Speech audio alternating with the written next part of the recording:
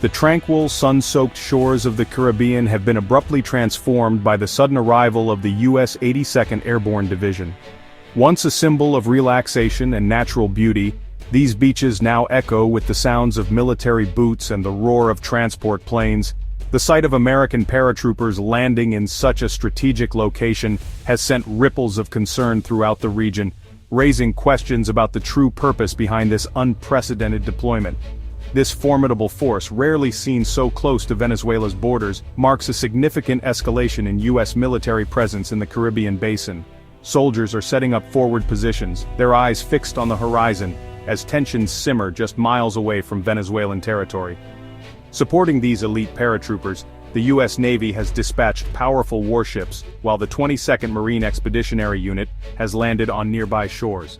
The combined presence of these forces has effectively turned the region into a potential flashpoint, with amphibious vehicles rolling onto beaches and convoys moving along the coastline, signaling a readiness for rapid action. Overhead, the skies are now patrolled by advanced F-35 fighter jets, recently deployed to air bases in Puerto Rico. Their presence dramatically extends the reach of U.S. air power, placing Venezuela and much of northern South America within striking distance. The roar of these jets is a constant reminder of the shifting balance of power in the region. For President Maduro and his government, this show of force is more than a military maneuver, it's a direct and unmistakable threat. The images of American troops and hardware so close to home revive painful memories of past U.S. interventions across Latin America, fueling fears of history repeating itself. Venezuelan officials have wasted no time in condemning the deployment, denouncing it as an act of intimidation and a possible prelude to intervention. At press conferences, government representatives have called on the international community to take notice, warning that the region stands on the brink of a dangerous escalation. Meanwhile, Washington insists that the military buildup is part of a renewed war on drugs, aimed at disrupting trafficking routes that snake through the Caribbean's turquoise waters. U.S. Coast Guard and Navy vessels intercept speedboats suspected of carrying narcotics, and military personnel conduct searches at sea, presenting the operation as a necessary step in combating transnational crime. Yet, skepticism runs deep among Caribbean nations and local communities. Many residents and regional leaders question whether the scale of the operation truly matches the stated goal of drug interdiction. Political analysts and news anchors debate the real motives behind the U.S. show of force, suggesting that a broader geopolitical strategy may be unfolding. As cocaine bricks are seized and military fleets maneuver near key islands, the world is left to wonder, is this truly about narcotics? Or is it the opening move in a much larger game of power and influence in the Americas? Tensions between the United States and Venezuela, already simmering for months, turned deeply personal on September 14th, when a dramatic incident unfolded at sea. That morning, a U.S. Navy warship intercepted the Venezuelan tuna boat Ana Maria as it made its way through the Caribbean, just off Venezuela's northern coast. Without warning, 18 heavily armed American sailors boarded the small vessel. The 9 fishermen on board, who had set out expecting a routine day at sea, suddenly found themselves surrounded, searched, and detained for 8 tense hours, an act that Venezuelan officials immediately condemned as a blatant violation of their national sovereignty. In Caracas, the government wasted no time. Photos and video of the boarding, quickly released to the public, sparked outrage across the country. The images became a rallying cry, fueling anti-American sentiment and uniting citizens and officials alike against what they saw as a clear act of U.S. aggression. For the fishermen, the ordeal was terrifying. Their ordinary workday had turned into a nightmare, caught in the unpredictable crossfire of international politics. Many later described feeling helpless and afraid, unsure if they would be allowed to return home. Meanwhile, the U.S. government offered no official comment, refusing to explain or justify the boarding. This silence allowed Venezuela's version of events to dominate headlines, deepening suspicion and anger both at home and abroad. Was this simply a routine counter-drug inspection as some speculated, or was it a calculated provocation meant to send a message to Caracas? The lack of answers from Washington only fueled debate and mistrust, with analysts and journalists left to fill in the gaps. One thing was certain: the U.S. military presence in the Caribbean was no longer just a distant threat.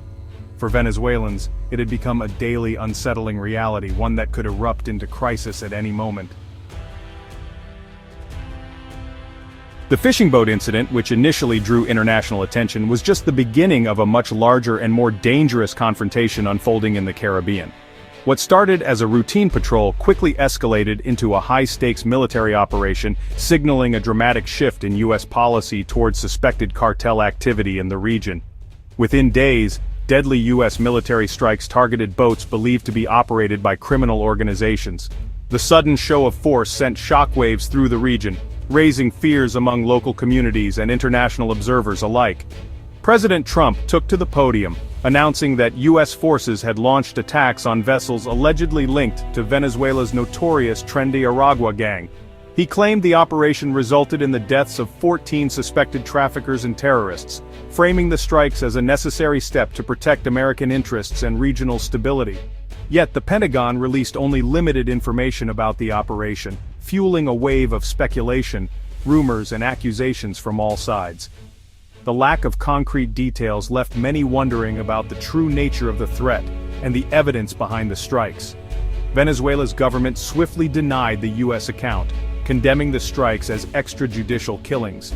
Officials accused Washington of fabricating links between the boats and criminal gangs, arguing that the attacks were a pretext for aggression and a violation of international law. These operations represent a dangerous escalation in the region, blurring the already thin line between law enforcement and outright warfare. The use of military force against suspected criminals at sea raises profound questions about sovereignty and the rules of engagement. The lack of transparency surrounding these strikes has only deepened concerns. With little public evidence, questions about accountability, the legitimacy of the targets, and the risk of a wider conflict remain unanswered. Diplomats and journalists alike are left searching for clarity in a fog of secrecy. For the Trump administration, these actions are touted as decisive blows against powerful drug cartels, a demonstration of American resolve and military might in the face of transnational crime. For Venezuela, however, the strikes are seen as a dangerous provocation, a pretext for intervention and a threat to national sovereignty that could destabilize the entire region. As tensions rise and both sides dig in, the stakes and the risks have never been higher for the Caribbean, for Venezuela, and for the fragile balance of power in the Americas. In response, Venezuela has placed its military on high alert, activating hundreds of battlefronts and mobilizing both troops and civilian militias. Air defenses and coastal patrols have intensified, signaling readiness to resist any U.S. incursion. State media urges citizens to prepare for defense, blending patriotism with a call to arms.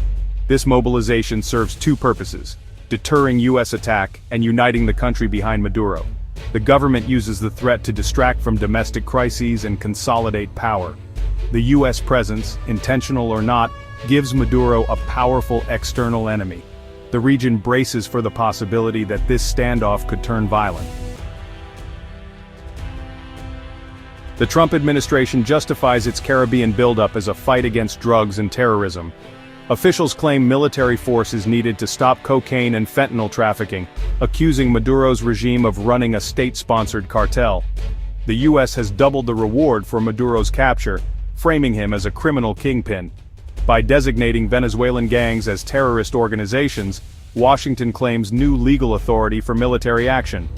Venezuela rejects these charges, calling them a smokescreen for regime change and control of oil. Caracas accuses the U.S. of provoking conflict to justify intervention. At the heart of the crisis, one side claims to fight criminals, the other to resist imperialism. The truth is lost in the clash of narratives. In March 2025, the U.S. designated Venezuela's Tren de Aragua gang as a foreign terrorist organization. This move gave the Pentagon and CIA broad authority to target the group worldwide, shifting the fight from law enforcement to national security. The designation enabled recent lethal strikes, framing them as military operations against a terrorist enemy. U.S. officials allege the gang operates with support from Maduro's government, blurring the line between criminal and state actor. Critics warn this legal strategy lowers the threshold for military force and risks dangerous escalation. Human rights groups argue the FTO label is a political tool, bypassing congressional oversight. For Venezuela, it's a pretext for violating sovereignty and attacking its citizens. The legal groundwork is set for further confrontation. The current crisis echoes the 1983 U.S. invasion of Grenada, when the 82nd Airborne led a swift intervention to oust a hostile regime.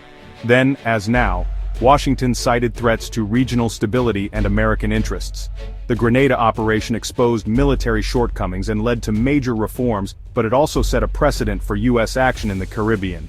For Venezuela, Grenada is a warning. The U.S. has used overwhelming force before to achieve its goals. The memory fuels fears that today's buildup is not a bluff.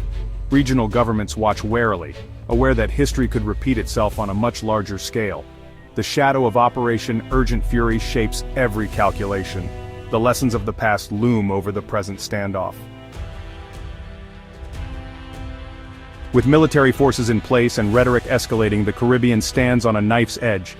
Will the U.S. expand its strikes, risking a clash with Venezuelan forces or a tragic mistake? Will Maduro's government escalate beyond defensive posturing? The actions of civilian militias and regional powers like Colombia and Brazil could tip the balance.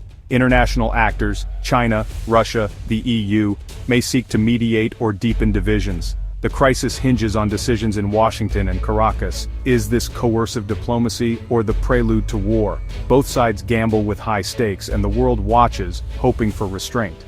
The risk of miscalculation is real, and the consequences could be devastating. For now, the region holds its breath, waiting to see what comes next.